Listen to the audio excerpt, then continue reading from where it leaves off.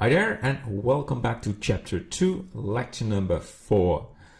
In this lecture, I like to focus a bit more on the viewport and give a short explanation about some of these icons on the right and on the left. But first, I'd like to continue on the viewport. So I explained that left mouse click is for selecting, scroll wheel is to scroll around or zooming or sliding or zooming in. You can see my button combination on what to do, but there is something else to work in 3D space, and that is the front, top, and rear view. And that works by pressing 1 on the numpad. So we now have the front view. And if I press 7, we have the top view, and 3 is the rear view. And you do not have to try to get this view by pressing the scroll wheel. You are directly in this mode by using the numpad. You will use this a lot, I can tell you that. So it's a nice tool. So we are now in the orthographic mode, and if we press 5, we are in the perspective mode. So it gives you a better 3D view, and it's not flat. But most of the time you will use the orthographic mode because you just want to see what you have there without the transformed view. Alright, I like to toggle to the front view, press Shift mouse wheel to center it, or you can also center it by Control Point. So it's right there.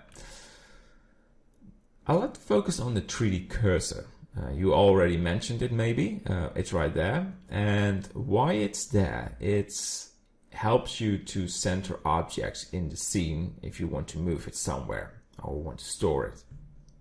So let's give a quick introduction on how to use it. You have this left bar right there and left click on the 3D cursor. Let's move it right there. So we now moved it, and in the selection mode you can't. So you can do whatever you want. You can select the object, but you cannot move the 3D cursor. But when you select it in this menu bar, you can move it. But let's point it right there, and we go back to the selection mode. We select this object, and I want to move this object to the 3D cursor.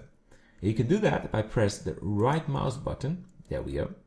And set the origin, and we want to move the origin to the 3D cursor. So you maybe think, well, the object is still there, but my origin is now there, this orange dot. You do it again, set origin, geometry to origin, and it snaps to the object. And you can maybe think you can just move it. That's right. But sometimes you want to use the 3D cursor, and in other lectures I will show you why that works so well. But now you know how that works for the 3D cursor. Alright, so you can see more menu buttons. So we have the move, so you get these arrows, very useful. And if you are in selection mode, you don't have them. But in the move tab, you have the X, Z and Y axis to move your object. We also have the rotation to move this, Ctrl Z to turn it back. I will not use these bars because if we go back to the menu or the move navigation, if I want to rotate it, I will do that by the keyboard.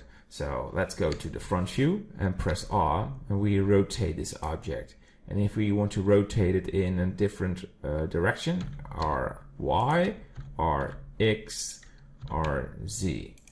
So for me, this workflow works better, but it's up to you. If you are used to icons, or let's say if you want to use this view, you are good to go. It's just a workflow I am used to. So yeah. It's up to you. So I will use that one. So if we go to the edit mode, we get much more icons, many more icons. And it's the same thing. It's for have sort of quick tools, but I prefer to do that with short keys. And in this lecture, we will not do that. I just want to show you that there is a menu bar on the left, and you can do a lot of things, but it's not time for that right now. I just want to say it's there. There's a menu bar. All right. On the other side, we have the menu bar, and we can toggle between all sort of menu bars. And I like to start with the render tab. So we select it, and you can see the Eevee render engine is selected by default.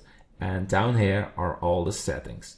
I will not explain the Eevee engine in this lecture, but you can also switch between the workbench and cycles. Each engine will have a separated lecture to be explained, but not for now. So these settings are all for the Eevee render engine. Then we have the output bar or menu, and you can change the dimension of your render or your video. We will use that a lot in this course. All right, and then we have the World tab. The World tab is for the lighting in the scene. You can input your ATRIs or just use the default color, sky color right there, whatever you want. It's for lighting the scene. Then we have the object properties. So it's the scale, it stores the scaling, the way the cube is visible in the scene. For example, right now it's solid. If you want to just see the bounce or the wire, you can change that. I like to keep it textured, but there are sometimes reasons to change the way it's visible in the scene. So we have the Modify tab, and if we click it, you have a lot of options. And I will not go into this right now. I just want to say there is a Modify tab, and it has all sort of options to work with. It's stored right there. And modifiers makes modeling sometimes quicker, or you can have specific reasons for using a modifier. But we will get that soon, so I can explain it. We have the particle system, very important. For example, I use particles for making grass, so we make strands, and with the particle system we can make a nice grass landscape. Very useful. And then there is the object data, and object data stores what it already says. It stores all the info from an object.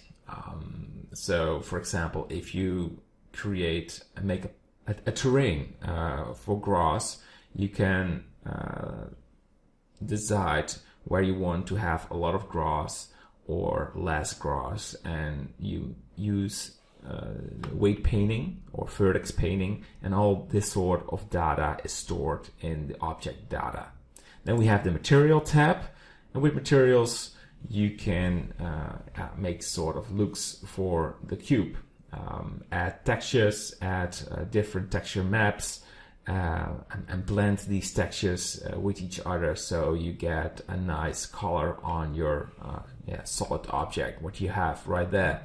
And we have the texture tab, so you can edit the texture you have in the scene.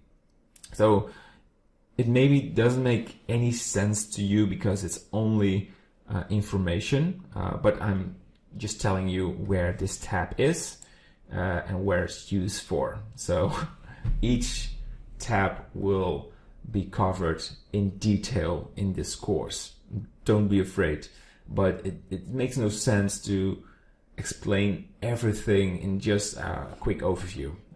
It's very important that you know that this course is to get you into Blender and not confusing you. And I just pick the most important things what I use in my tool set, and that way I try to help you for working with Blender. All right, that's it for this lecture, and I hope to see you in the next one. Of course I will see you there. So we'll continue working with Blender. All right, bye bye.